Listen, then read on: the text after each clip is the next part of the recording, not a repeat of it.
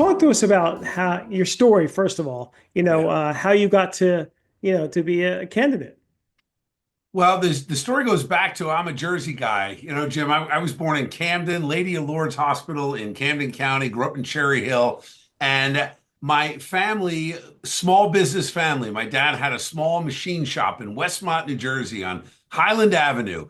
And that was my job. I was 11, 12 years old going into the shop. And my job, so if you picture a machine shop, small mom and pop shop, there were rows of machines. And, these are basically lathe machines that are lubricated by oil, and the bar stock goes in, and the cams cut the parts and the whole thing. So my job, because it would spew out all these metal scraps, was to walk down the aisle of the machines and spread oil zorb to soak up all the oil that was spitting all over the place. And then I used a garden hoe, which was flattened out. That was my scraper. And I walked back and scraped it all up and put it in buckets. And, you learn quickly that small businesses, these are family businesses that are working hard. You got moms and dads and kids and all, whether it's a machine shop or a retail shop. And the business community in New Jersey, it's different now than it was 30, 40, 50 years ago. The tax burden's gotten out of control. The regulatory burden's gotten out of control. We've moved, and I get it, to that more of a service economy. But the reality is we're moving into an area now where you've got more people moving out. When you look at the United Van Lines numbers, 5 years in a row, 7 out of 10 moves are out of state. We're losing $3.5 billion in adjusted gross income. So when you have that kind of out migration, it puts a burden on everyone else, whether they're small businesses, large businesses, or taxpayers.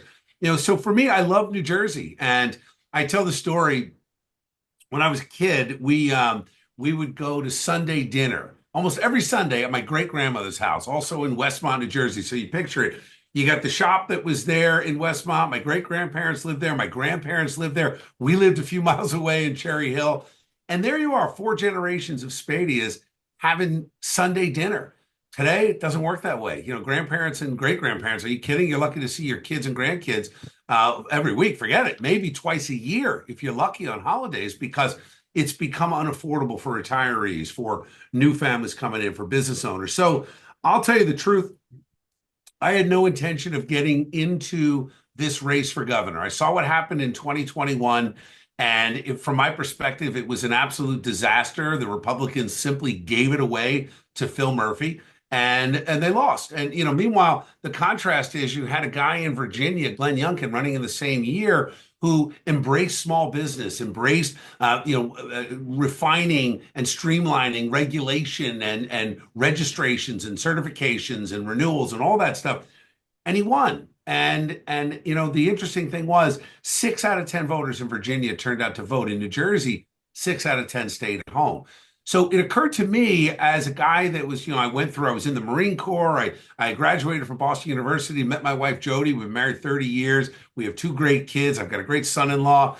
And it occurred to me then that, wow, people are disengaged in New Jersey and thinking that they really can't do anything about it, and maybe their vote doesn't matter. So they're like, okay, exit plan. And as you know, I had the largest audience in the state, one of the most successful media shows in New Jersey, on the morning show on New Jersey 101.5. And 101.5, biggest station in the state, more than 1 million people tuning in, a third Democrat, a third independent, a third Republican. So truly politically diverse. So it hit me after that election in 21, and I launched a group called the Common Sense Club. And I said, okay, here's what I'm going to do. I'm going to take this largest in the state microphone and media platform and turn it into action. So we got involved with local races, hundreds of local races, school board, mayor, council. And I thought, that's how to really start to bring the state back, do it from the ground up. And unfortunately, as we got closer and closer to 2025, it was very obvious that our party, the Republican Party, was going to do the same thing they did, that failed strategy in 21. And I said, nope, not on my watch. And sometimes if you want to get something done, you do it yourself. And here I am. And I've got a lot of very strong ideas for the business community. I know you want to get to that, but I'll say this, Jim. Having the ideas, it has to go beyond just saying a talking point in politics. Every candidate, honestly, on both sides of the aisle for 30 years have been telling us they're going to lower our taxes and stimulate job growth. None of them have accomplished it. Whether they won and they failed or they lost and they never had to be called out on their campaign promises, nobody's accomplished it yet. So enough talk. It is time for action. Yeah, fair enough, fair enough. And so when we talk about the business community, right, it goes from startups, family businesses to big corporations. And past governors are focused on big, some are focused on small, some are focused on in between. Just how do you view the business community since you know it so well from growing up, right? But Yeah. at least the small business. So what's your sort of just general perspective, how Yeah. you view it? Well, it's not even just how I grew up. I mean, that's in my blood. I think, working hard, that work ethic. I've got a great, code of conduct I got from the Marine Corps and a great work ethic I got from growing up in a small business family. But I spent 10 years on the radio advocating directly for small businesses in New Jersey, saying that, every Monday I dedicated to Small Business Monday. And for those small retail shops and pizza places and dry cleaners and cobblers and everybody else, that they didn't have the resources or the ability to advertise on our station. I mean, because it's expensive to get into a major media market with a strong show like we had, and I would do it for free. I just use the microphone, turn it over to the small business community, and say, guys, call in, plug your business. That then turned into meet and greets, and I would actually show up, and we would do events and bring people in so the business would benefit from it. But I also am cognizant and understand that there is something to be said for the big businesses in this state. I had a show once that I talked about the 1%. And I said, you can't run a state by vilifying the people who are employing half the folks that live in this state. So there's a balance there. And I think, in my opinion, I go back to the Ronald Reagan idea that a rising tide lifts all boats, big boats, small boats. So how do we get the tide to rise here to lift those boats? You have to lower taxes. Pennsylvania lowered their corporate business tax to 4.99% over a 2 or 3 year period. Great idea. We need to do the same. I think New Jersey should lower our corporate business tax to 3% across the board. But beyond that, what I really think we ought to do is create opportunity zones in our cities and stimulate entrepreneurs and recruiting businesses into New Jersey. Speaking of manufacturing, we only have 200,000 manufacturing jobs left. You go back, I don't know, 10 years, 8 years, 12 years, we've doubled that. And what happened? They've dissipated, they've left, they've gone to other states, they've gone away. We have the opportunity to not only stimulate manufacturing for electronic components, screw machine parts, things like that, auto parts, et cetera, but also pharmaceuticals. We had big tax breaks given to big pharma going back more than a decade. All those clean rooms, all those labs, those facilities exist here. We just got to put people in them and start making things. I use the reference point that during COVID, during the lockdowns, I should say, the accessibility for certain medications was really tough. Hypertonic saline was hard to get for folks that were using nebulizers, those that suffer from asthma, et cetera. There's only one company in America right now making it, and they're in North Carolina. That company ought to be in New Jersey. We ought to be producing those medicines here in New Jersey. The way we get there is we lower the corporate tax. Now, on the small businesses, as you know, Jim, many of them are using our NJ bait program, and they're going and using the tax availability to go through a pass-through entity. That's great, but you're still paying New Jersey rates. So I love the idea that there's a workaround to losing the SALT deduction. Fantastic. And I credit a lot of good organizations, NJBIA being one of the first and foremost that you got to credit with getting that through in 22. But we got to go further. We've got to go further and actually get the rates themselves down. I'm hoping the Trump administration will bring back the SALT deduction, which might even make this whole NJ bait program obsolete. But even then, regardless of what happens in Washington, Trenton needs to follow suit and say, hey, we got to stimulate the economy by getting those rates down. Lower taxes are an investment in future revenue. And that's how we have to change the mindset. It's not like the Democrats tell you, and I don't mean to be partisan about this, but the Democratic majority seems to look at this, that a tax cut is static. If I cut taxes by 10%, I'm losing government revenue. That's not true. You look back to the Bush tax cuts, the Trump tax cuts, the reality is tax cuts, when done properly and applied the right way, stimulate economic growth and create a surplus of revenue. For sure. Now, you mentioned manufacturing and pharma, but we have these tariffs, right? Yeah. So, those are going to increase costs for everyone, right? Nationally. But What what's your take Short on term. those, and how can you So how can we combat those, So or as a taxpayer, as an American, as a small business owner myself, I run a film company. I am in favor of the tariffs, and here's why. We needed to look at a longer term solution. Every administration for so many decades have kicked the can down the road. We hear that cliche all the time. The guy that had the guts to stop kicking the can, Donald J. Trump. And he said, enough is enough. We're going to create an energy independence in America. We're going to create a manufacturing independence in America. We're going to bring jobs back. We're going to start making things here. And look at what's happening, even in the short term. Stock market bounced right back. And we have other countries now lowering their tariffs. Look at our partnerships around the globe. Look at India, great partner for us. Other countries doing the same thing, saying, all right, Mr. President, you called our bluff. We're not going to go to a trade war with America. No, we need that American market. We're going to lower our tariffs too. So, what Donald Trump did was incredible for the world economy, in my opinion, but most importantly, by jacking up the price of the goods that are being made. And let's be very frank here. You're talking about goods being made in Mexico, in China. This is done with slave labor. This is not competitive capitalism going on. You've got people that are working against their will to churn out cheap products that are flooding the American market. So yes, are you going to pay a few dollars more at Walmart? Most likely, but guess what? You start paying a few dollars more, that money's staying in America. That's fueling our economy. I want to see auto parts being made again in New Jersey. I want to see electricity being generated, produced in New Jersey, higher than our demand. I'd like to see us, and you hear a lot of candidates talk about this, bringing AI centers into New Jersey. Well, that can't happen under the governor's energy master plan because an AI center uses 12 times the electricity that a traditional data center uses. We've got to take President Trump's example, and we've got to double down in New Jersey to say, let's bring those jobs here. Let's make that hypertonic saline here in New Jersey. Let's expand our farmland and have local food growers supplying our hospitals and our schools and our prisons. I mean, let's create electricity at the local level with cogeneration plants, tapping into the grid of natural gas pipelines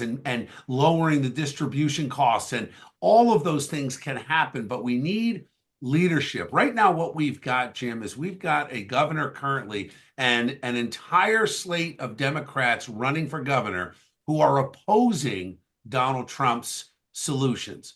As governor, I will work with Donald Trump. These solutions are longer term. You raise the tariffs on foreign goods, you start making things locally, the money stays here, the jobs are created here. That's what we need. Okay, fair enough. Now, there's another part of the innovation ecosystem, and that's higher education, right?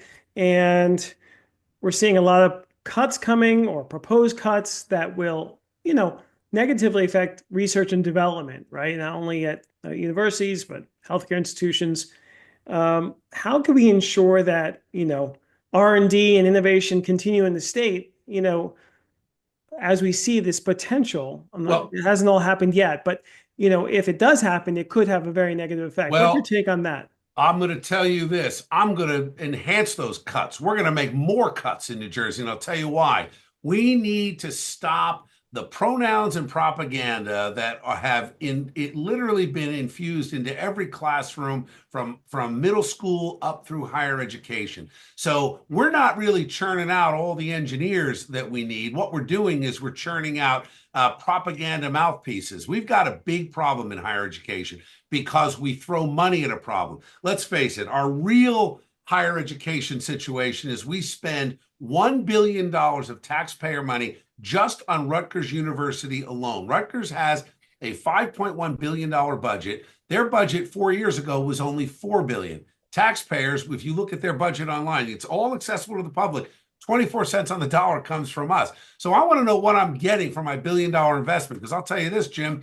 Our daughter, Elizabeth, went to the University of the Arts in London. When my wife, Jody, and I looked at the cost, comparing the University of the Arts in London, she's living across the pond, room and board and books and tuition, it was less expensive for our family to pay for her to go to London than in-state at Rutgers. So I would argue We are making millionaires out of professors in our higher education institution who are radicalizing our youth, not teaching them. I want to invest in research and development, but I want to see that done by bringing in capital. We need to bring in big business partners. We ought to be partnering with big pharma. We ought to be partnering with the big auto companies. We should be I'll give you an example. There is only one company in upstate New York making all the parts for New Jersey Transit buses because the law says that if you're going to run a transit system domestically, it's got to be American made. Well, here's the problem that we have so few entities churning this stuff out. There's now a 5 to 7 year delay on getting a new bus. That's nuts. I'd love to work with our friends across the Hudson and across the Delaware and say, why don't we have a consortium in this tri-state area to actually produce and manufacture? You make the doors, we'll make the glass, you make the wheels. It can all happen. So when it comes to higher education, here's the other side of that. And here's how I'm going to address it directly. Too many kids are going to college. Many of them don't want to go to college, but there's a stigma in our school system that says if you don't go to college, you're somehow not that smart, you're lower class. It is a disaster. I'd like to create skilled trade apprenticeships starting in 6th, 7th, and 8th grade. Let's test the aptitude of these kids. I can tell you that my wife Jody and I have toured a lot of the career and technical education schools. Again, blend of the old VOTech and higher education.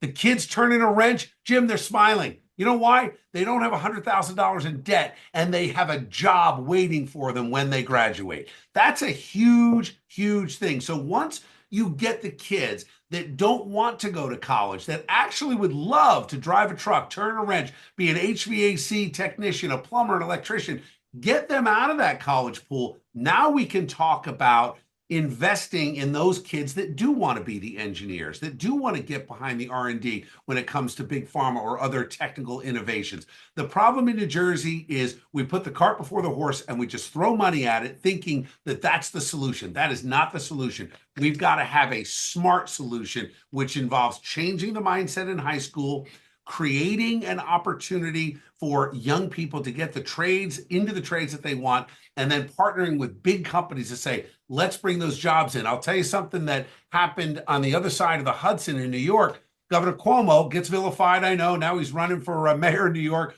I'm not even going to give you a political opinion on him. I'll tell you one thing he did right, two things actually. One, New York State lowered corporate business taxes, and they brought businesses from Jersey back into New York. That was number one. Very, very smart to do that. But number two, they incentivized young people to get a free tuition at a county college, provided they invested their work time in New York. I'd like to see the same thing. You throw around free tuition. Okay, that's a nice idea. Where's that kid going to go? Where's the job going to be? How about the government will say to you, you stay and work in New Jersey and pay taxes in New Jersey, and we'll partner with a company and we'll offset your education costs. That's called an investment that gets a return, not a taxpayer giveaway.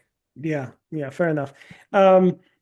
You talked about your relationship with Donald Trump, right? And the administration. Immigration is an issue, as you well know.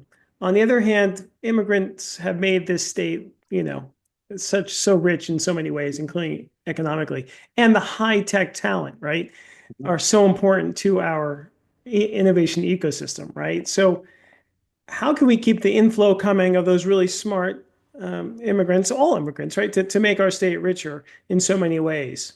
Well, I am all in favor of immigration. I mean, we're a nation of immigrants. That has somehow been politicized in a negative way, that protecting our border, protecting American sovereignty, and making sure people are following the rules has somehow become racist, bigoted, and anti-immigrant. Nothing could be further from the truth. We have such a good relationship between America and India, as an example. And one of the fastest growing minority groups in New Jersey are Indian Americans. And I've spent a lot of time visiting the different temples in Edison, in Robbinsville, and meeting with the community leaders. Let me tell you, a lot of smart people that want to come here, that want their families to come here, that want their money to stay here. We need to encourage that. Absolutely 100%. The flip side is it doesn't work unless you root out the criminal aliens. And what Tom Homan is doing, and I'm the only candidate that has spoken to him about this, had him on my radio show, sent him an open letter that we, yes, leaked to the press. I told him I was going to do it. Wanted to just put it out there on the public record that on day one, I'm going to end the sanctuary for aliens in this state. We're going to reverse and repeal and rescind anything to do with the 2019 Immigrant Trust Directive. That's going to do a couple things. Number one, we're going to be able to use the power of the National Guard and our state police assets to work with enforcement and removal operations to enforce federal detainer orders. So that means specifically going after people who are accused of or have committed horrific, horrific crimes and go and get them first. That has been the stated goal of President Trump and Tom Homan. But I'll tell you another thing, and just it kind of bleeds back into job creation. We've closed 5 county lockups over the course of the Murphy administration, and it's at least 5 that have closed. We had a time where our county jails were actually essentially turning a surplus, if not a profit, for the taxpayers. Bergen County Jail was having the folks that were arrested for federal detainer enforcement housed in the jail in Bergen County, getting a paycheck from the federal government. So the federal government was actually sending money to New Jersey to offset the cost of detaining these prisoners. We could do that again. That lowers the tax burden on the average person and certainly the small businesses. So we can, on one hand, encourage our foreign partnerships and make this a very welcoming place for skilled trade folks. But let's face it, Jim, the only way to do that is I've got to attract the big businesses that want to come in and have the resources and the growth opportunity to hire these engineers and skilled trade folks. So it's both sides. You've got to lower taxes to bring the businesses in. You've got to have good relationships with not just the local community, but also the immigrant community coming in. But none of it works if you can't enforce the law, because right now, the Democrats, in my opinion, and the weak Republicans like both of my opponents have allowed the immigration issue to be conflated. So it's impossible to tell the difference between legal and illegal. I'm going to end illegal driver's licenses. That's going to go away. I'm going to decouple voting from the motor vehicles. That is going to go away. We're going to force a re-registration of all voters every 5 years to get out the fraud that's in that system and provide a platform for election integrity. All those things. The first thing people ask me, it's especially college newspapers, they love to ask, the job force will go away if the illegals leave. Even my opponent said that the other night at the debate. I said, that is patently absurd. You're going to have a short-term exodus, no doubt about it. We have 900,000 illegals here. I don't know how many people are going to self-deport if I'm elected governor. That's going to happen, no doubt about it. And I welcome that and encourage that. As I've always said, I can't make you go home, but you can't stay here. That's the line from the song, right? But here's the important thing. We're going to fill those jobs. Once we change the stigma in our middle school and high school so that kids say, wait a minute, I don't have to go to college, that's going to change it and put jobs into the system. Then on the other side, we lower taxes, lower the regulatory burden, lower our health insurance costs, lower our auto insurance costs, lower our energy costs by smart energy development, focusing on methane, natural gas, and nuclear. We're going to change the game. All of a sudden, you're going to see people coming into, how about we have an in-migration from other states to find jobs? It's all possible. And I believe the entire state can turn around in 18 months if we have smart policies out of the gate. Wow, that would be amazing. We're coming to the end of this great conversation, Bill. One of the other areas statewide that helps with economic development is the EDA. And as you know, Governor Murphy has funded that very robustly, creating a lot of new programs to help the innovation ecosystem. What's your take on that going forward if you become governor?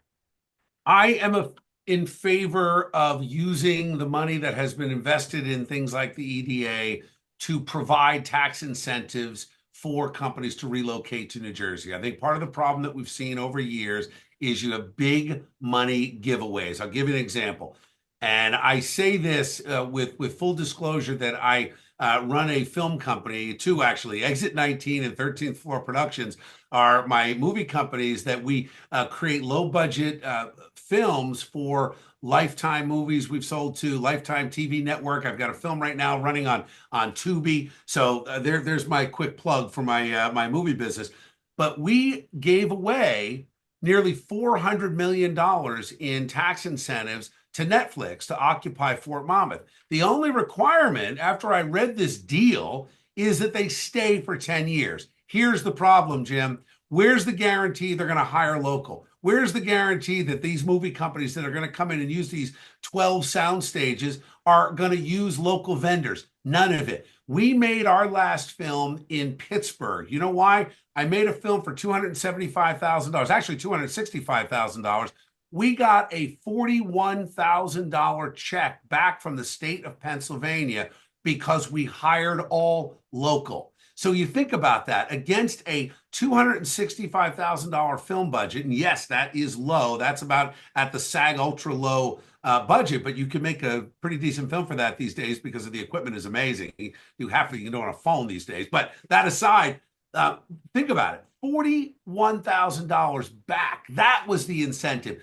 I want to see incentives for small businesses. I'd like to see us, I mean, because $40,000 to a small business on a small, low budget film like that means the world. It means profitability out of the gate. It means creating new jobs, expansion. All of a sudden now you might do two films in the next run. Giving $400 million to Netflix with no guarantee they're going to hire local, I don't see how that helps anybody. You know, the government is patting themselves on the back. Murphy is saying this is great. They're going to stay 10 years. No kidding. It's going to take them 5 years to build everything that they have set out to build. Of course, they're not going anywhere.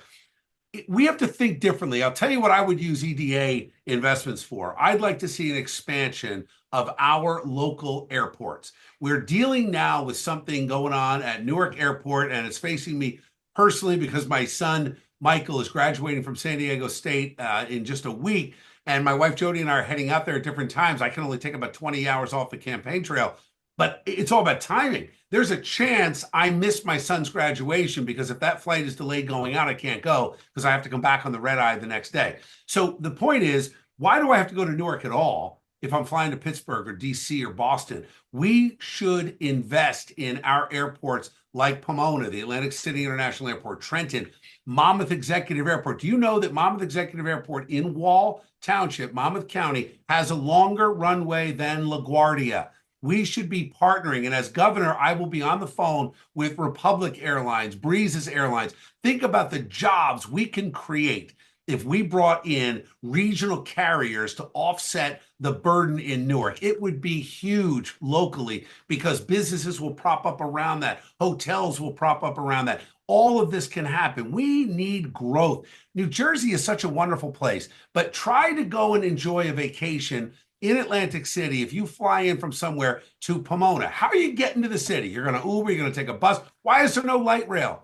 We put up the river line that nobody uses, and you're losing millions of dollars because of poor ticket collections and because we're understaffed. I mean, the problems just continue to compound on each other. I'd like to see an investment in a light rail between Pomona and the Atlantic City Convention Center so we can now present Atlantic City as a destination for the rest of the country. I'd like to see Monmouth Airport presented as, you want your shore vacation? Don't go to the Caribbean. Come to the Jersey Shore. We want you. There's an opportunity here. So I believe in economic development investment. I have a lot of questions about the EDA over time. And what I'm not going to do as governor is throw around big money to big companies without a promise that will be fulfilled immediately to create local jobs and use local businesses. We've got to stimulate economic growth in New Jersey for our local small, medium, and large size businesses. Got it. I love that idea about the airports. I didn't realize that, Monmouth. That's incredible. Amazing. That's Yeah. incredible. But this has been a great conversation. Any parting thoughts for the innovation tech community, Bill, before we go? So for all of it, we have to invest in higher education, but we have to invest smartly in higher education by separating all those kids that really don't want to be there. There are a lot of kids that do want to be there. When you get smaller class sizes, when you get an investment on those kids that are driven and motivated and partnering with the businesses that are going to hire them, you create a pathway to a great income and a sustainable income that will keep people in the Garden State. But generally speaking, we have to lower our tax burden. One of the things we didn't talk about that I'll just add quickly, real estate taxes are completely out of control. Businesses are suffering, families are suffering. And the problem is 50 to 70% of your real estate taxes are going toward education. The problem with that, we're not getting a return on our investment. And on day one, what I'm going to do is take the biggest burden that we have, which is our failed city schools, where 9 out of 10 kids can't perform at grade level. It's a civil rights crisis, is what it is. I'm going to take over those boards of ed. We're going to force school choice when it comes to charter schools. And by the way, a charter school educates a child for 2/3 of the cost. You go from 23,000 down to an average of 13,000. And there are thousands and thousands of children on these waiting lists. I'm going to force that as governor with executive orders. And once we show proof of concept, it's going to start to lower our costs. I'm going to pass that lower cost savings onto our taxpayers. And starting at age 55,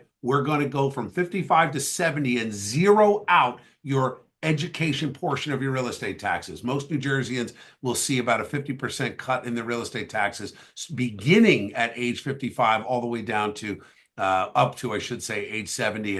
And we're going to make it happen. And I'll tell you something, my first budget, watch when we implement NJ Doge and gut the Department of Transportation, the Environmental Protection portion, the DEP, all of that, onerous regulations that have nothing to do with a clean environment and economic growth, and everything to do with pushing a radical agenda. Common sense will return to New Jersey when I'm governor. Great. Thank you so much, Bill. That was really informative.